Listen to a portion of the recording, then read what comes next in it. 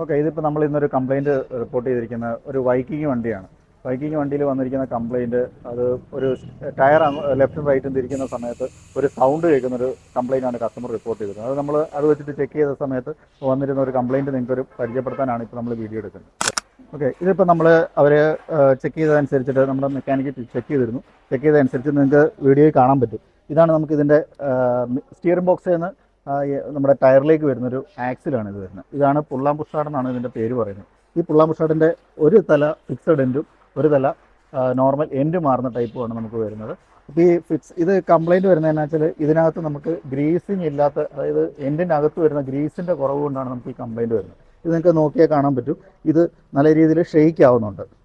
ഈ ഷെയ്ക്ക് വരുന്ന സമയത്ത് കസ്റ്റമർക്ക് നമ്മൾ സ്റ്റിയറിംഗ് ലെഫ്റ്റും റൈറ്റും ഓടിക്കുന്ന സമയത്ത് നല്ല രീതിയിലുള്ള സൗണ്ടുകൾ, ഒരു കറക്റ്റായിട്ടുള്ള ഒരു അലൈൻമെൻറ്റ് കിട്ടാത്ത രീതിയിലും സ്റ്റിയറിങ്ങിൻ്റെ ഒരു അടിപ്പ് കംപ്ലയിൻറ്റ് ഒരു കസ്റ്റമർ റിപ്പോർട്ട് ചെയ്തിരുന്നു.